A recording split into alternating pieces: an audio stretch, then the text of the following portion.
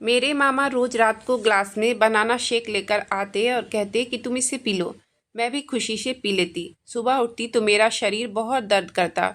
एक दिन मेरा मन नहीं हुआ तो मैंने कहा, मामा आज मेरा मन नहीं है, आज मैं बनाना शेक नहीं पीऊँगी। मामा मेरे पास आए और कहने लगे, नहीं पियोगी तो तुम जवान और खूबसूरत कैसे दिखोगी। और वह मुझे ज़बरदस्ती बनाना शेक पिला दिए।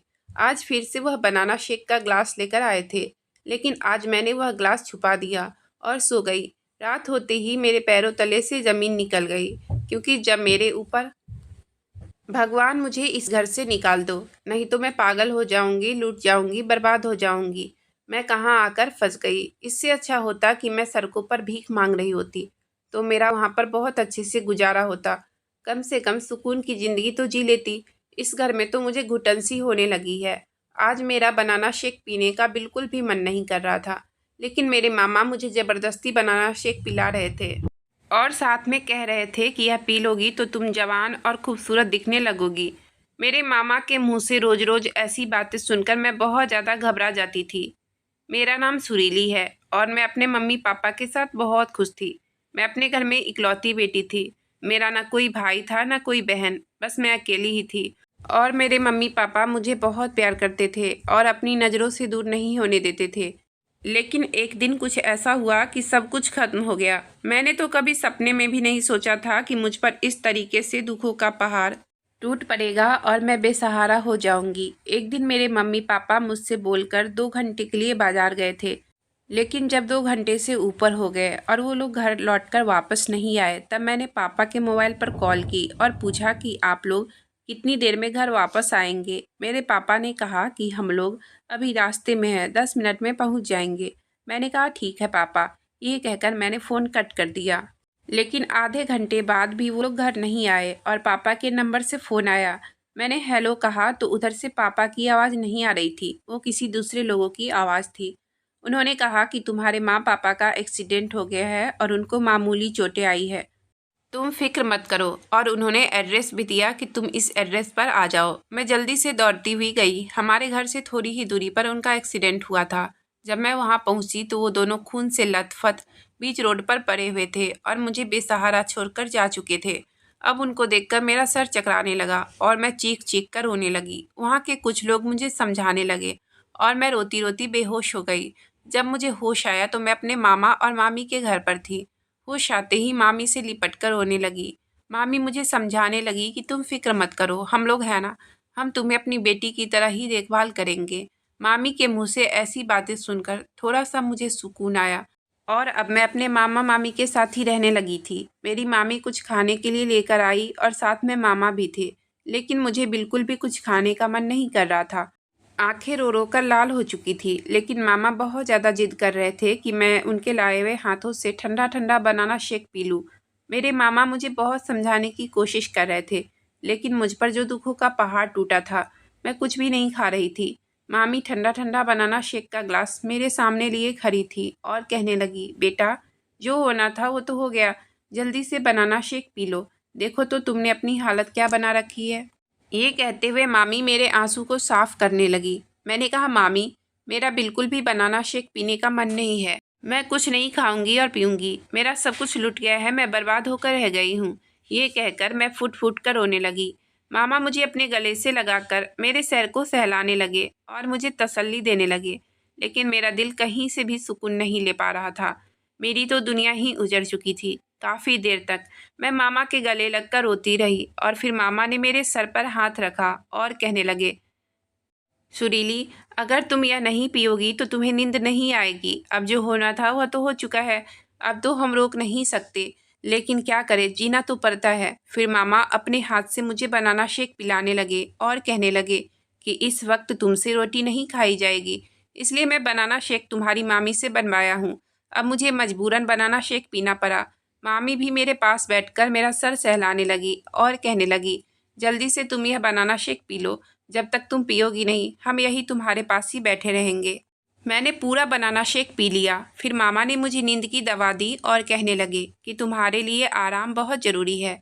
पिछले कुछ दिनों से तुम सोई नहीं हो, लगातार रोई जा रही हो। मैंने नींद की गोली खाई और अपने बेड पर लेट गई। मैं ना जाने कब नींद के आगोश में चली गई। मैं अपने माँ बाप की इकलौती बेटी थी और बहुत ज़्यादा लाडली भी थी।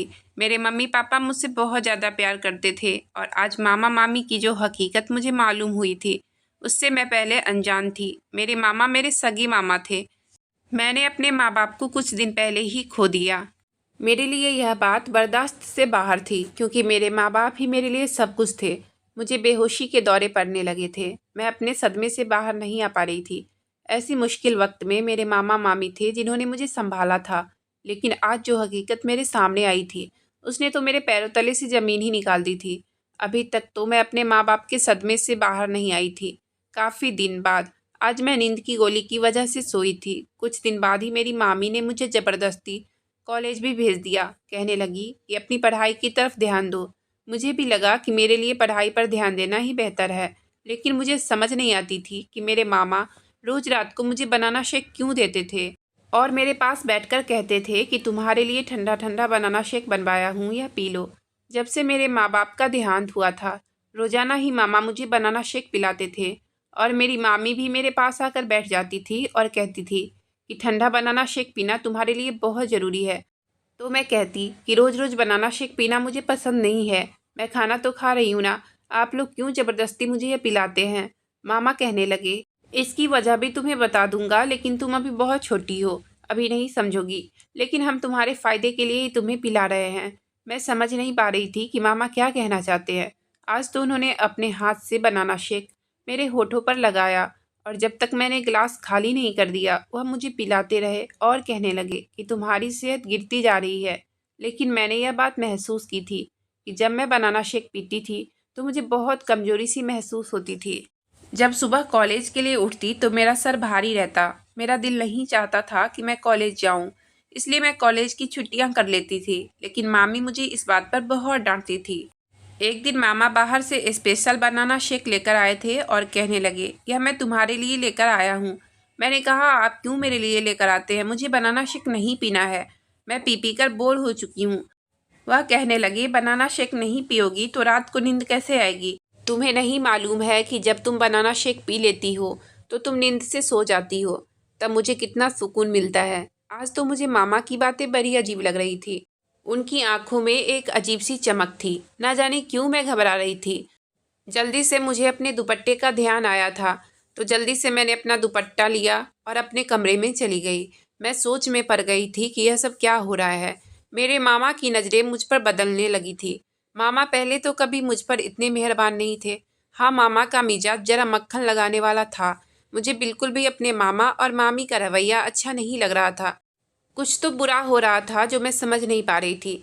आखिर यह लोग मेरे साथ क्या कर रहे थे। मुझे रोज बनाना शेक पिलाना और अपनी नज़रों के सामने सुलाना, यह सब मेरे बर्दाश्त से बाहर था। लेकिन मैं कुछ भी नहीं कर पा रही थी क्योंकि मेरा कोई और सहारा नहीं था।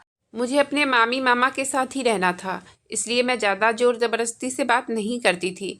आज फिर मामा मेरे लिए बनाना शेक लेकर आए और कहने लगे, यह बनाना शेक जल्दी से पी लो और सो जाओ। जितनी जल्दी पियोगी उतना ही अच्छा रहेगा। मैंने पूछा, मामा आप रोज रोज मुझसे सोने वाली बात क्यों करते हैं। मामा थोड़ा सा घबरा कर बोले, नहीं तो ऐसी कोई बात नहीं है, बस मैं सोचता हूँ कि तुम्हारी नींद पूरी हो जाए और तुम आगे की ज़िंदगी में खुश रहो। मैं बनाना शेक पीकर लेट गई और मेरे मामा बैठकर मेरा सर सहलाने लगे। फिर मुझे कुछ नहीं पता कि कब मुझे नींद आ गई। अगली सुबह जब मेरी नींद खुली तो आज फिर से वैसा ही दर्द मुझे हो रहा था और मेरा बिल्कुल कॉलेज जाने का मन नहीं था। मैंने फ़ौरन मामी के पास गई और मामी से कहने लगी कि आज मुझे कॉलेज नहीं जाना है, आज मेरी तबीयत कुछ ठीक नहीं लग रही है। मामी कहने लगी कि अच्छा ठीक है, तुम फ्रेश हो जाओ, मैं तुम्हारे लिए ठंडा ठंडा बनाना शेक लेकर आती हूँ। मैं इस बार मामी से बहुत ही गुस्से से बोली, आप क्यों बार बार बनाना शेक देती हो, अब मुझे बनाना शेक नहीं पीना है। आज से आप मुझे बनाना शेक मत देना। मेरी मामी मेरे पास आई और समझाने लगी कि तुम बनाना शेक नहीं पियोगी तो तुम खूबसूरत नहीं दिखोगी, और जब तुम यह पीती हो तो तुम्हारी खूबसूरती और बढ़ जाती है और तुम जवान दिखने लगती हो, तंदुरुस्ती आ जाती है। इसलिए हम तुम्हें रोज़ाना बनाना शेक देते हैं। यह कौन सी बात हुई कि बनाना शेक पीने से मैं जवान दिखूंगी और खूबसूरत लगूंगी। भला मुझे जवान और खूबसूरत दिखने की क्या ज़रूरत है, मैं जैसी हूँ वैसी ही ठीक हूँ। मुझे मामी की बात सुनकर ही बुरा लगा था, लेकिन मैं बनाना शेक पीकर और साथ में एक दर्द की गोली खाकर सो गई। आज मेरी नींद शाम को 5 बजे खुली थी। उस समय मेरा शरीर दर्द नहीं कर रहा था और मुझे कुछ अच्छा फील हो रहा था। लेकिन एक बात मैं नोटिस करने लगी थी कि मेरे मामा मामी पहले बहुत गरीब थे, लेकिन अब धीरे धीरे वह अमीर होते जा रहे थे। घर में एसी, टीवी, फ्रिज, हर एक चीज़ था। कुछ दिन पहले तक ये सब कुछ नहीं था। अब तो घर में एक एक चीज़ का व्यवस्था हो चुका था। और आजकल तो मामा मेरे कमरे के लिए नया बेड बनवा रहे थे और मेरे कमरे की साफ सफाई करवा रहे थे। मैं मामी के पास गई और पूछने लगी कि मामा मेरे कमरे की साफ सफाई क्यों करवा रहे हैं और बेड बनवाने की क्या ज़रूरत है। मामी कहने लगी कि तुम्हें नहीं पता है, तुम्हारी तबीयत ठीक करने के लिए घर की साफ सफाई बहुत ज़रूरी होती है। अगर तुम उसी माहौल में रहोगी तो तुम्हारी तबीयत वैसे ही खराब होती रहेगी। इसलिए मैं तुम्हारे लिए ये सब कर रही हूँ ताकि तुम अच्छे से रहो और कोई दिक्कत ना हो। यह कौन सी बात हुई? मैं तो सोच में पड़ गई थी। भला कमरे की साफ सफाई करवाने से मेरी तबीयत को लेकर क्या पड़ी है? अब तो मैं बिल्कुल ठीक रहती हूँ, लेकिन बार बार मामा और मामी के मुंह से एक ही बात सुनती हूँ कि मेरी तबीयत खराब है, मेरी तबीयत खराब है, जबकि मैं तो बिल्कुल ही ठीक हूँ। खैर, मुझे क्या करना है, मुझे अपने काम से काम रखना है। मैंने अपना बैग उठाया और मामी के कमरे में चली गई। वहीं जाकर कॉलेज का काम पूरा करने लगी। थोड़ी देर बाद मामा मेरे पास आए और कहने लगे कि अब पढ़ाई वढ़ाई बहुत हो गई, जल्दी से तुम तैयार हो जाओ, हम मार्केट चलते हैं, तुम्हारे लिए कुछ ड्रेस खरीद कर लाते हैं। मैंने कहा मामा, मुझे कोई ड्रेस नहीं चाहिए, मेरे पास है। थोड़ी देर बाद मामी भी मेरे पास आई और कहने लगी कि जल्दी से तैयार हो जाओ और अपने मामा के साथ मार्केट चली जाओ, कुछ तुम अपने लिए ड्रेस वगैरह खरीद लेना। मैं तो बिल्कुल भी जाना नहीं चाहती थी, लेकिन मामा मामी की जिद के आगे मजबूर थी, इसलिए मुझे जाना पड़ा। मार्केट पहुंची तो मामा मुझे कपड़े वाले दुकान पर लेकर गए। तो मैं अपने लिए एक अच्छा सा सूट पसंद करने लगी। तो मामा कहने लगे, यह सूट बिल्कुल भी अच्छा नहीं है, क्या गवारों जैसे सूट पसंद कर रही हो? आज मैं तुम्हारे लिए कुछ अच्छी सी ड्रेस ले देता हूँ। फिर मामा मेरे लिए ड्रेस पसंद करने लगे। तो उनकी पसंद को देखकर मेरे रोंगटे खड़े हो गए, क्योंकि इतनी छोटी छोटी ड्रेस मैं तो नहीं पहनती हूँ। मामा मेरे लिए बहुत ही छोटी छोटी ड्रेस पसंद कर रहे थे और वह ड्रेस मुझे बिल्कुल भी पसंद नहीं थी। मैंने कहा मामा, मुझे यह सब बिल्कुल भी पसंद नहीं है, आप इसे मत लीजिए, मैं नहीं पहनूंगी। मामा कहने लगे कि तुम पागल हो, आजकल लड़कियां ऐसी ही ड्रेस पहनती है। फिर मामा वही सब ड्रेस पैक करवा लिए और जब हम लोग घर वापस आ रहे थे तो रास्ते में मैंने मामा से कहा, मामा मुझे पानी पूरी खाना है। इतना सुनते ही मामा मुझे हैरत से देखने लगे और कहने लगे कि नहीं, यह सब सेहत के लिए बिल्कुल भी अच्छा नहीं है, तुम पानी पूरी नहीं खाओगी। अगर तुम्हें भूख लगी है तो मैं तुम्हें अभी जूस खरीद कर देता हूँ। जब मैंने जूस का नाम सुना तो मैंने कहा, नहीं, मुझे जूस नहीं पीना है, मुझे घर जाना है। और मैं बिना कुछ खाए पिए मामा के साथ घर वापस आ गई। जब मैं अपने कमरे में गई तो मेरा रूम नया जैसा लग रहा था, लेकिन फिर भी मुझे सुकून नहीं मिल रहा था। मुझे अंदर ही अंदर घबराहट हो रही थी। पता नहीं क्यों मुझे बहुत ज़्यादा बेचैनी सी हो रही थी। ऐसा लग रहा था जैसे कुछ तो गलत होने वाला है। मैं मामी के पास गई और मामी से कहने लगी, मामी आज मुझे कुछ अच्छा नहीं लग रहा है, क्या आप मेरे साथ मेरे कमरे में सो सकती हैं? मेरी बात सुनकर मामी ने मुझे खा जाने वाली नज़रों से देखा और कहने लगी, तुम टेंशन मत लो, जब तुम बनाना शेक पियोगी तो तुम्हें बहुत अच्छी नींद आ जाएगी और तुम सुकून की आगोश में चली जाओगी। मैं तो यह बनाना शेक से परेशान हो गई थी। आज मैंने मामी से कह दिया कि मामी, आज मैं तो बिल्कुल भी बनाना शेक नहीं पीऊँगी। अभी मैं ये बात मामी से कर ही रही थी कि अचानक से वहाँ मामा आ गए और मुझसे कहने लगे, तुम बनाना शेक क्यों नहीं पियोगी? पीने से तुम्हारी सेहत बनी रहेगी और तुम दिखने में भी खूबसूरत लगोगी। आखिर मेरे मामा क्यों बार बार मेरी खूबसूरती पर जाते थे? मैं जैसी थी वैसे ही मुझे रहना अच्छा लगता था, मुझे खूबसूरत नहीं दिखना है। मैंने मामा से भी कह दिया कि मामा मुझे खूबसूरत नहीं दिखना है, मैं जैसी हूँ वैसी ही ठीक हूँ। आज मैं बिल्कुल भी बनाना शेक नहीं पीऊँगी। ये कहते हुए मैं गुस्से से अपने कमरे में जाकर बेड पर लेट गई और सोचने लगी कि आखिर यह बनाना शेक का चक्कर क्या है। जब मेरा मन नहीं है तो मैं बनाना शेक नहीं पीऊँगी, इसमें ज़ोर ज़बरदस्ती करने की क्या ज़रूरत है। आज तो मैं हरगिज़ नहीं पीऊँगी, चाहे जो कुछ भी हो जाए। मुझे नहीं पीना है तो नहीं पीना है। उसके बाद मैं अपने बेड पर बैठकर कॉलेज का कुछ काम करने लगी। तभी मेरे मामा बनाना शेक का ग्लास लेकर वहाँ आ गए और कहने लगे कि पढ़ाई बाद में होती रहेगी, पहले तुम बनाना शेक पी लो। मैंने कहा कि आप इसे साइड में रख दो, मैं थोड़ी देर बाद पी लूँगी। लेकिन मामा का पारा तो 7वें आसमान पर पहुँच गया। वह चिल्लाकर कहने लगे, ये बनाना शेक अभी और इसी वक्त पियो, बिना इसे पिए मैं तुम्हें कहीं नहीं जाने देने वाला। मामा के मुंह से ऐसी बातें सुनकर तो मैं और भी ज़्यादा घबरा गई। आखिर मैं बनाना शेक नहीं पी रही थी तो इसमें गुस्सा करने वाली कौन सी बात थी। लेकिन मामा तो इतना ज़्यादा गुस्सा करने लगे कि मुझे मजबूरन वह बनाना शेक पीना पड़ा। और जैसे ही मैंने बनाना शेक पीकर ख़त्म किया, उसके बाद मुझे कुछ याद नहीं रहा। इतना पता था कि जब मैं सुबह उठती हूँ तो मेरा बदन पूरे तरीके से दर्द करता है। ऐसा लगता है जैसे मैं काम करके थक गई हूँ, लेकिन मैं तो काम बिल्कुल भी नहीं करती थी। फिर दर्द कैसा था? खैर, अगली सुबह जब नींद खुली तो मैं अपने बेड पर नहीं थी, और जो छोटी ड्रेस मेरे मामा खरीद कर लाए थे वही ड्रेस आज मैं पहनकर बेड पर सोई हुई थी। मुझे तो कहीं जाना भी नहीं था, फिर ये ड्रेस पहनने की क्या ज़रूरत पड़ गई। अभी मैं यही सब सोच ही रही थी कि तभी अचानक वॉशरूम से एक लड़का निकला और मेरे पास आकर बैठ गया और कहने लगा कि तुम क्या लोगी, चाय कॉफ़ी वगैरह वगैरह। मैंने पूछा कि तुम कौन हो और मैं यहाँ पर कैसे आई और मेरे कपड़े किसने चेंज किए। वह लड़का खड़ा होकर मुझे देखकर मुस्कुराया जा रहा था। अब मुझे उसकी मुस्कुराहट में भी खोट लग रही थी। मैंने फिर से उसे गुस्से से कहा कि तुम मुझे बता दो मैं यहाँ पर कैसे आई हूँ, मुझे मेरे मामा मामी के पास जाना है। वह लड़का मेरे पास आया और मुझे हैरत से देखने लगा कि यह लड़की कितनी मासूम है और इसके मामा मामी इसके साथ कितना अत्याचार कर रहे हैं।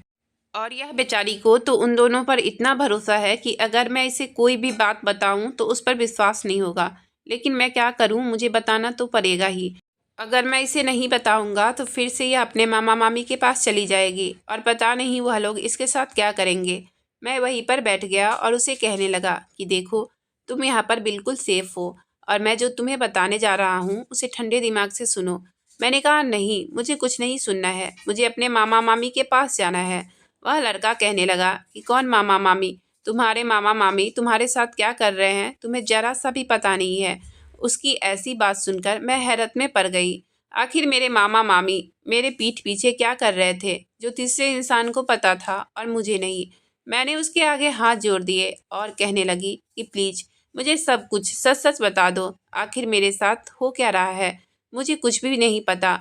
अगले ही पल वह लड़का मुझसे कहने लगा कि तुम्हारे मामा मामी एक बहुत ही बुरे इंसान है और वह लोग मिलकर तुम्हारा इस्तेमाल करते हैं। रोज़ रात को एक बंदे को तुम्हारे कमरे में भेजते हैं और उस आदमी से बहुत सारे पैसे लेते हैं। तुम खुद समझ जाओ, तुम्हें एक रात के लिए दूसरे आदमी के हवाले कर देते हैं। वह सब मुझे तब पता चला जब तुम्हारे मामा एक आदमी से बात कर रहे थे और तुम्हें बेचने के लिए बहुत सारा रकम लेकर उस आदमी के हाथ तुम्हें हमेशा हमेशा के लिए बेच देना चाहते थे। मैं वहीं पर यही सब बातें सुन रहा था। फिर तुम्हारे मामा वहाँ से जाने लगे। मैं जल्दी से तुम्हारे मामा के पास गया और उनसे कहने लगा कि मैंने सुना है आप किसी लड़की को बेच रहे हैं, क्या आप मुझे उस लड़की को देंगे? मैं बदले में आपको दुगुना पैसा दूंगा। फिर तुम्हारे मामा ने मुझसे बहुत सारा पैसा लेकर तुम्हें मेरे हवाले कर दिया। लेकिन तुम बिल्कुल भी फिक्र मत करो, तुम यहाँ पर बिल्कुल सेफ हो। अगर मैं तुम्हें पैसे लेकर नहीं लाता तो शायद तुम बहुत दूर जा चुकी होती और वह लोग तुम्हारे साथ ना जाने क्या क्या करते। उस लड़के के मुंह से ऐसी बातें सुनकर मैं फूट फूट कर रोने लगी। आखिर मेरे मामा मामी मेरे साथ इतना बड़ा धोखा कैसे कर सकते हैं। अब मुझे बनाना शेक पिलाने का मतलब समझ में आया कि रोज रात को मुझे बनाना शेक पिलाकर सुला देना कोई नॉर्मल बात नहीं थी। अगर मैं पीने से मना करती तो डांट कर अपने सामने पीने को कहते थे। अब मुझे सब कुछ समझ में आ गया था। उसके बाद अचानक से घर का रौनक बदल जाना, घर में इतना सारा सामान वगैरह खरीदना कोई नॉर्मल बात नहीं थी। यानी कि मेरे मामा मामी मुझे हर रात बेचकर इतना आगे निकल गए थे। अब मुझे मेरे मामा मामी से बहुत ज़्यादा नफरत हो गई थी। मैं यही सोच रही थी कि जाऊं और जाकर उनका खून कर दूं, लेकिन मैं उन लोगों की शक्ल भी देखना नहीं चाहती थी। अब मुझे समझ में आ रहा था कि जब मैं सुबह उठती थी तो मेरा बदन इतना दर्द क्यों करता था। यानी मैं हर एक रात एक शख्स के साथ गुजार रही थी। अब मैं किसी को मुंह दिखाने के लायक नहीं रही थी। मैं अपने आप को कोसती रही। मेरे अपने ही मेरे साथ इतना बड़ा खेल खेल रहे थे। मैंने उस लड़के का शुक्रिया अदा किया और मैं उसके घर से जाने लगी। अचानक से वह लड़का मुझे रोककर कहने लगा कि क्या तुम मुझसे शादी करोगी? मैंने एक नज़र उस लड़के की तरफ देखा और कहने लगी कि तुम्हें तो सब कुछ पता है कि मेरे साथ क्या कुछ हुआ है, फिर भी तुम मुझे अपनाने के लिए तैयार हो। उस लड़के ने कहा कि इसमें तुम्हारी कोई गलती नहीं है, तुम तो अनजान थी और वैसे भी मैं तुमसे प्यार करता हूँ। जब तुम एक दिन मार्केट गई थी उस दिन मैंने तुम पर अपना दिल हार बैठा था। तभी से मैं पता लगा रहा था कि तुम कहाँ रहती हो।